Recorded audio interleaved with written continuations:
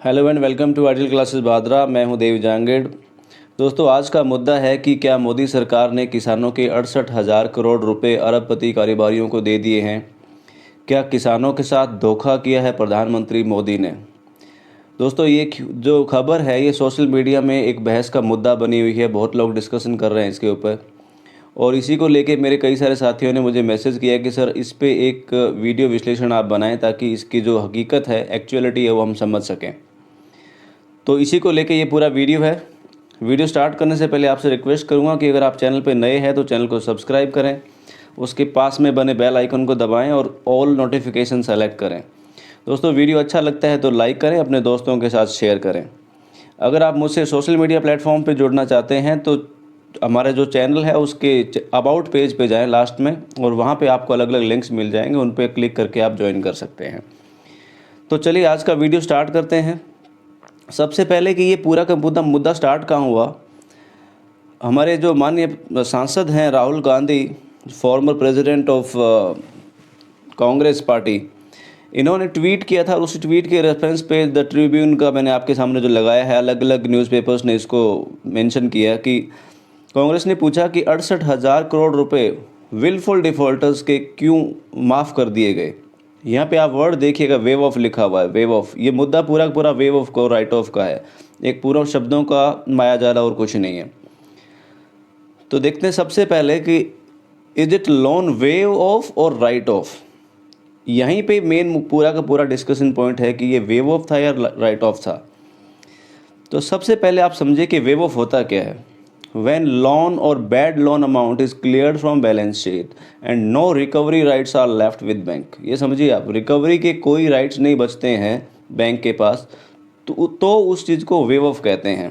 Like farmers loan waiver scheme in Rajasthan में जब पीछे विधानसभा के चुनाव हुए थे तो आपको पता है कि एक घोषणा करी गई थी, घोषणा पत्र में डाला गया था कि 2 लाख रुपए तक का लोन माफ़ किया जाएगा किसानों का।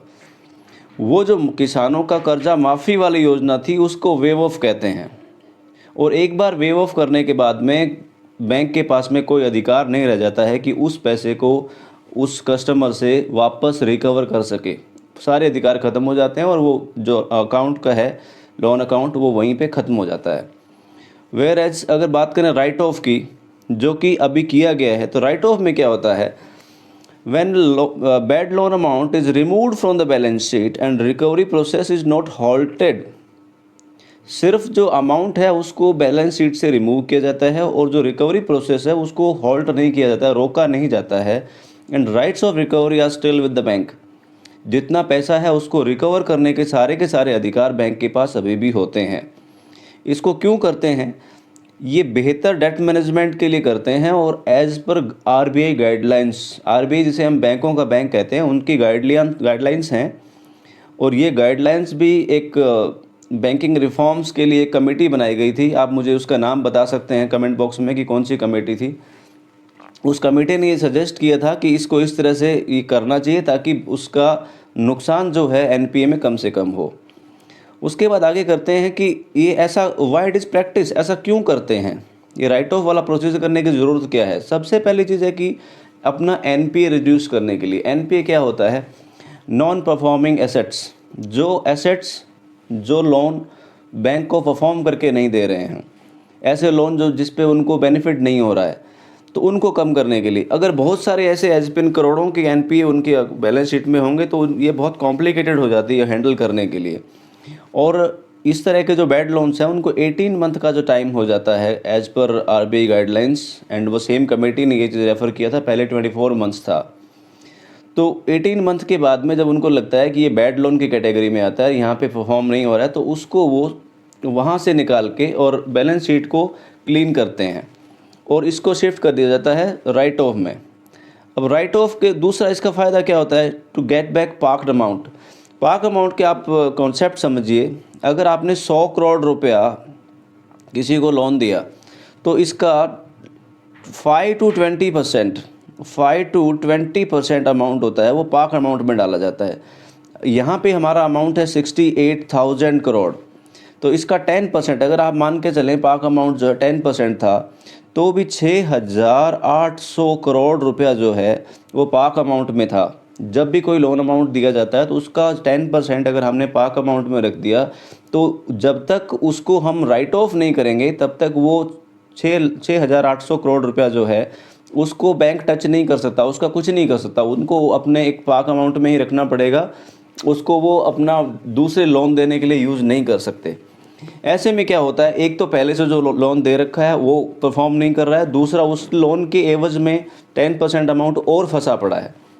तो इसको वापस मनी सर्कुलेशन में लाने के लिए क्या करते हैं, ये जो अपना एनपीएज होते हैं इनको राइट ऑफ करते हैं और जो अमाउंट पाक अमाउंट जो पड़ा होता है इसको मेन सर्कुलेशन में लेके आते हैं, ताकि इसको दोबारा से लोन दे के जो अच्छे लोग हों जो उनको टाइमली पेमेंट करें वापस, उनसे पैसे कमा के जो एनपी है उसको कम करा जा सके। आई होप ये बहुत साधारण बात मैंने समझाया, आपको समझ में आ गया होगा कि ये जो पहले से नॉन परफॉर्मिंग एसेट्स हैं उनको कुछ हद तक 10% जो अमाउंट है उसको वापस लोन दे के कुछ कम करने के लिए मनी सर्कुलेशन में लाके वो ये करते हैं, जिससे अपना फंड जनरेट कर सकते हैं।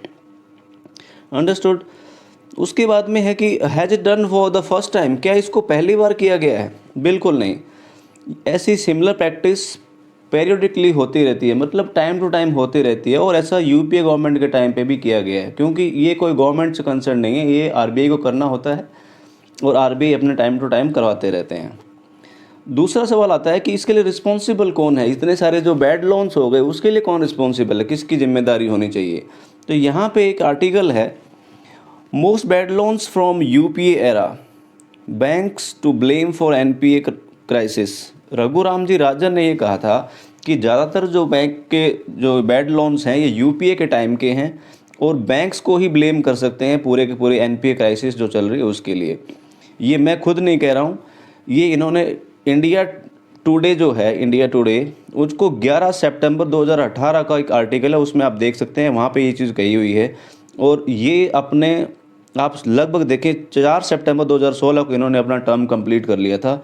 तो अपनी टर्म कंप्लीट करने के बाद में आरबीआई गवर्नर की उसके 2 साल के बाद में ये बात कह रहे हैं, तो डेफिनेटली ये इंडिपेंडेंटली कह रहे हैं, इनके ऊपर किसी तरह कोई प्रेशर नहीं है। आप इस चीज़ को समझिए। नेक्स्ट इस पर बात करें कि does this money belong to farmers only, क्या ये पैसा जितना जिसकी बात कर रही है, जोर दे के कहा जा रहा है कि फार्मर्स के जेब से पैसा निकाला और अरबपतियों को जेब में डाल दिया गया, क्या ये पैसा सिर्फ फार्मर्स का है? बिल्कुल नहीं, ऐसा नहीं है। इस पैसे में हर एक टैक्स पेयर, हर एक वो बंदा इस हमारे देश का जिसने टैक्स पे किया है, सबका इसके अंदर कंट्रीब्यूशन है। ये अकेले टैक्स पेयर का भी नहीं है, अकेले कारोबारियों का भी नहीं है, अकेले डॉक्टर्स का, किसी बिजनेसमैन का भी नहीं है, सभी का इसके अंदर, जो भी टैक्स पे करते हैं सबका इसके अंदर साझेदारी है। फिर बात आती है कि यहाँ पे सिर्फ फार्मर्स का नाम क्यों लिया जाता है, कि फार्मर्स के जेब से पैसा निकाला गया, फार्मर्स को धोखा दिया गया, किसानों के साथ धोखा, ये क्यों होते हैं? तो इसकी बहुत बड़ी रीज़न है कि जो सेंटिमेंट्स हैं वो पॉलिटिक्स को बहुत सूट करते हैं। और आपको पता है दूसरी वजह ये है कि इलिटरेसी ऑफ पुअर सेक्शन, जो हमारा जो गरीब तबका है उसमें ज़्यादा पढ़े लिखे लोग कम होते हैं, उसमें शिक्षा का अभाव है, इसकी वजह से उनको मोबिलाइज़ करना, उनके दिमाग को चेंज करना बहुत आसान होता है। यही एक वजह है कि हमेशा वो वाले जो पॉइंट, उस सेक्ट को हमेशा सेलेक्ट किया जाता है, टारगेट किया जाता है, जो समझ ना सके इन टेक्निकल चीज़ों को कि वेव ऑफ क्या है, राइट ऑफ क्या है। तो उनके दिमाग में सीधा सीधा ये आता है कि हाँ, मोदी सरकार ने हमारे साथ बहुत बड़ा धोखा किया और 68,000 करोड़ रुपए वहाँ से निकाल के हमारी जेब से निकाला और उनकी जेब में डाल दिया। तो उनको ना तो ये समझ में आता कि हमारी जेब से कब निकाला और कब किसके में डाल दिया, क्योंकि उनको जेब में कभी फील हुआ था नहीं निकलते हुए। बट ये पॉलिटिकली बहुत ही प्रॉपर टाइप है, ये सेंटिमेंट्स, किसी के इमोशंस को टच करना एकदम सूटेबल होता है। और वैसे पॉलिटिक्स का फंडा है कि जब भी पॉलिटिकल पार्टी कोई बनती है तो उनका ये बेसिक होता है कि कैसे न कैसे करके लोगों को इन्फ्लुएंस करके और सत्ता हासिल करना, सत्ता हासिल करने के बाद उनको जो भी करना होगा वो करेंगे। तो आई डोंट थिंक इनमें वो कुछ गलत भी कर रहे हैं। बट जैसा भी है, आपको ऐसा क्या लगता है, क्या ये मुद्दा है ऐसा, इसके ऊपर राजनीति होनी चाहिए? और क्या इसमें आप वाकई अब मानते हैं कि किसानों के साथ धोखा हुआ है? आप इस पर अपनी राय ज़रूर मुझे लिखें कमेंट बॉक्स में। मैं चाहता हूँ आपके भी अलग अलग व्यूज़ आते रहें। इसके बाद नेक्स्ट वीडियो आप कौन से टॉपिक पे चाहते हैं? मेरा प्लान है कि जो एक हलाल का मुद्दा चल रहा है देश में काफ़ी सारा अलग अलग सोशल मीडिया पे, उस पर बात करी जाए। बाकी आप मुझे बता दीजिए कौन से टॉपिक पे कवर करना चाहिए। तो दोस्तों, ये था आज का एनालिसिस। आई होप आपको बहुत कुछ सीखने को मिला होगा।